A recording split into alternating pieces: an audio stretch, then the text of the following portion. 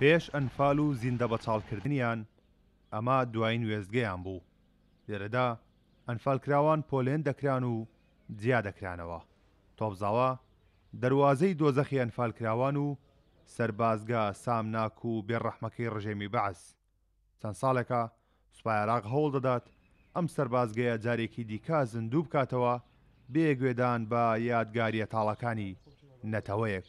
ئەبووە ئێرانە بکرایەتە مۆنمنتێک لەبەرەوەی ئەلێک ئەبێ قەرەبووی مادی و معنەوی ئەنفالەکان بکرێتەوە کەچی هەستاون کە ئەیکەنە سەربازگە و عسکەرتاریەت. اینجا ئێمە لێرانە بەڕاستی خەڵکەکە زۆر نیگەرانە بەو هاتنی جێشی عراقی بۆ ئێرانە و لە ناو ماڵەکان پێگەی خۆی بە قوت کاتن. یعنی بەڵێنی ئەوەیان داوە خەڵکەکە لێ ئەگەرەمە سەربگری ئێمە لێرە ناتوانین دانشین و دانیشتمان مەحاڵە بێت و جێی دێڵین و دەڕۆین. ئەم قاعانە مڵکی خۆمانە، مڵکی باوکمە، مڵکی باپیرەمە، تاپەشی بەناو خۆمانە. ئێستا بۆ نمونە جێش ئەوێ بێت بە زۆر و زۆرداری داگیری کا و ئێمە هیچ لەگەڵ ئەوەیە نین بیدەین بەمانە بە هەموو شێوەیە ڕێیان لێگرین بە مزاهرە بێ بە خۆپشاندان بێ بە هەموو شێوەکان.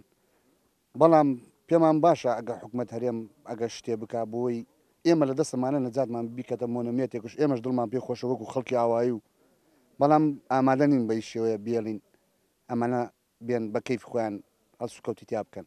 لە پێناو ڕاگررتنی کارەکانی ئەو سەربازگە نوێی سوپای عێراق چەندین کەمپین و داواکاری ڕاگەیەنران. نیگەرانیەکی زۆر لای کەسوکاری ئەنفالکراوان دروست بوو. لە کۆتاییدا یەکێتی نیشتیمانی کوردستان کارەکانی سەربازگەکەی ڕاگرت.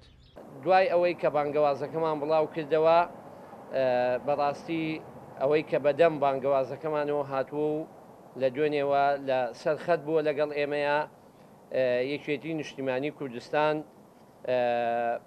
بەدەنگ بانگەوازەکەمانەوە هاتووە و ئەندامانی مەکتەبی سیاسی یەکێتی و ئەندامانی سەرکردایەتی بە بەردەوام لەسەر هێڵبوونە لەگەڵمان و لەگەڵ بەغدا قسەیان کردووە و لە کۆتاییدا بەڕێزان کاک ئاسۆمامەند و کاخالید دوایەوەی کە لەگە سەرۆکۆمارە قسەیان کردووە و زۆر سپاس بۆ بەڕێز دکتۆر بەرهەم ساڵاح کە سەرۆکۆماری عێراق تەداخلی لە مۆزوعەکە کردووە و لەگەڵ وەزیری بەرگری عێراق قسەی کردووە و وەزیری بەرگری ئیعازی داوە بە خوارەوە کە ئەو کارە دەبێت ڕابژیرێ. بە پێی زانیاریەکان تا ئێستا ژمارەیەک ڕووفاتی ئەنفالکراوان لە تۆپزاوە ماون و هەڵنەدراونەتەوە. ئەوەی لە ئێستادا وەک ئەرکی حکوومەتی هەرێم دەبینرێت هەڵدانەوەی تەواوی ڕووفاتەکانی تۆپزاوە و گۆڕینی سەربازگا کۆن و ڕووخاوە بێبەزەیەکەیە بۆ مۆنومنتێک کە لە داهاتوودا تاوانی ئەنفال بنەوەی نوێ ئاشنا بکات.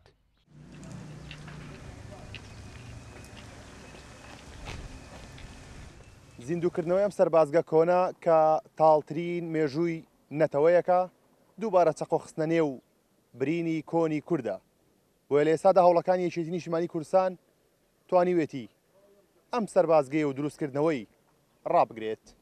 کارۆن محەممەد کورساد نیوس گوندی تۆپزاوە لە باشووری کەرکووک.